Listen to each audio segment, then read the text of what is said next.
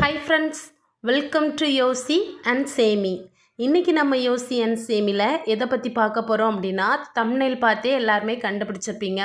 இப்போ ரொம்ப ட்ரெண்டிங்கில் போய்கிட்டே இருக்கக்கூடிய அந்த ககைப்போ, அதாவது ஜப்பானியர்களோட ஒரு சிறந்த சேமிப்பு முறை தான் என்னது இந்த ககைப்போ. பேர் கொஞ்சம் நமக்கு கிண்டல் பண்ணுற மாதிரி தான் இருக்கும். கிண்டல்லாம் பண்ணக்கூடாது. அது நமக்கு என்ன சொல்லி தருது அப்படிங்கிற ஒரு முறையை தான் நம்ம எடுத்துக்கணும். கண்டிப்பாக நம்ம எப்போவுமே ஒரே முறையில் தான் பண்ணிக்கிட்டு இருக்கோம். பணத்தை எப்படி சேமிக்கணும், எப்படி அவளை மாதிரி நம்மளும் பணக்காரி ஆகணும், எப்படி அவளை மாதிரி நம்ம 100 பவுன் வாங்கணும், இப்படி தான் நம்ம வீட்டு வருமானம் கம்மியாக தான் இருக்கும். ஆனால் ஆசைகள் நிறைய இருக்கும். அது தப்பே இல்லை. அதை தான் இந்த ஜப்பானியர்கள் என்ன சொல்கிறாங்க அப்படின்னா, உங்ககிட்ட இருக்க வருமானத்திலேயே நீங்கள் பெரிய பணக்காரர் ஆகலாம். இதுதான் அவங்களோட கோட் வேர்டாம். அதாவது இப்போ நம்ம வீட்டில் 20,000 தான் மாத வருமானம் அப்படின்னா, நீ வருமானம் அதிகமாக வேணும்னு நினைக்கக்கூடாதான்.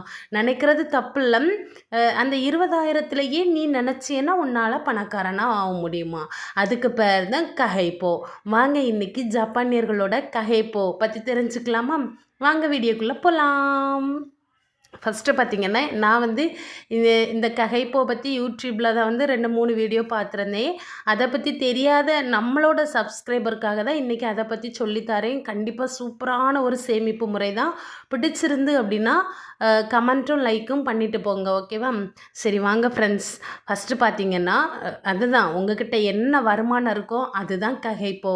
இன்னையிலேருந்து எல்லாரும் முடிவெடுக்கிறோம். நான் இன்னையிலேருந்தே ககைப்போ பண்ணுறேன் சரியா? நம்ம மக்கள் யாருக்கிட்டையாவது பக்கத்து வீட்டுக்காரிக்கிட்ட போய் நான் பணத்தை சேர்க்கேன்னா பக்கத்து வீட்டுக்காரி வயிறு எரிஞ்சிட்ருப்பா. அவளுக்கு பணம் எங்கேருந்து வருது, ஐயோ அவள் புருஷன் மாதம் 50,000 வாங்கியானா, 1,00,000 வாங்கியானா அப்படின்னு. அதே இது பக்கத்து வீட்டுக்காரிட்ட போய் நான் இன்னையிலேருந்தே ககைப்போ பண்ணுறேன் அப்படின்னு சொல்லி பாருங்கள். பக்கத்து வீட்டுக்காரிக்கு ஒன்றும் புரியாது. மண்டை காஞ்சு போய் இவன் என்ன மெண்டல் மாதிரி பேசிட்டு போகிறா அப்படின்னு நினச்சிட்டு விட்டுருவாங்க. கண்டிப்பாக அந்த வேர்டே கொஞ்சம் வித்தியாசமாக இருக்குது பார்த்தீங்களா?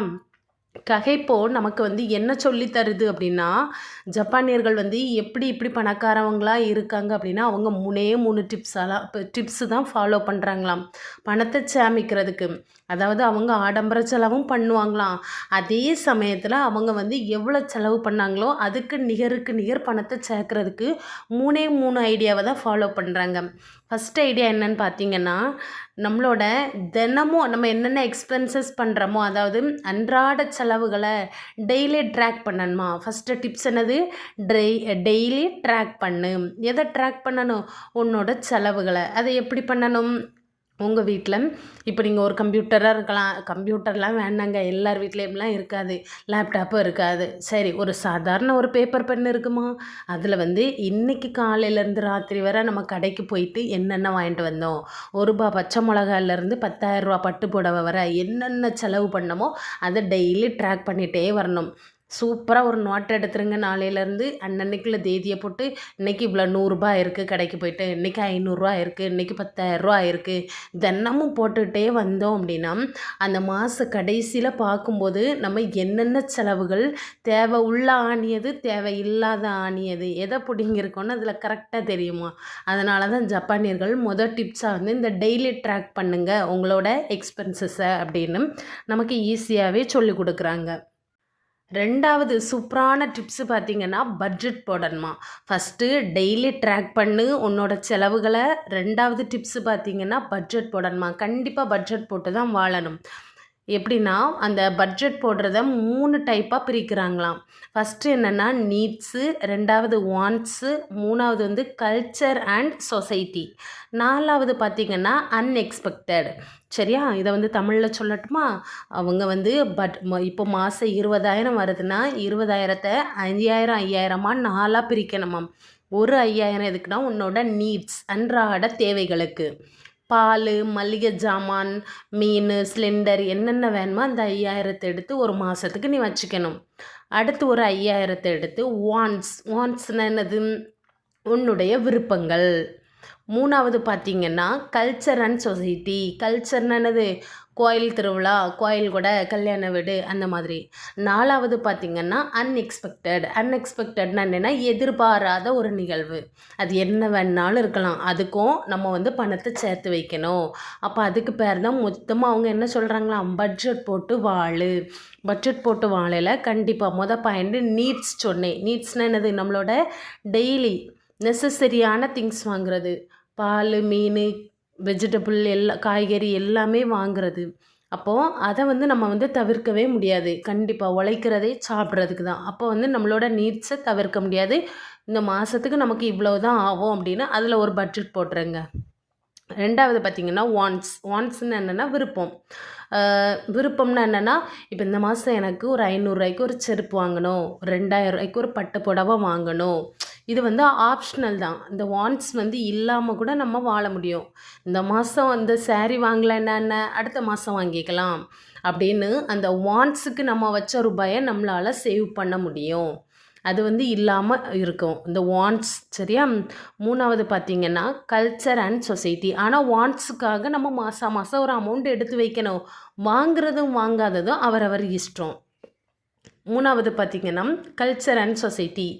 திடீர்னு ஒரு கார்த்திகை மார்கழி பிறந்துட்டுனா கோயில் கூட வந்துடும், இல்லை ஒரு கல்யாண வீடு வந்துடும், சடங்கு வீடு வந்துடும், ஏதாவது ஒன்று வந்துடும், மொய் செய்கிற மாதிரி இருக்கும்.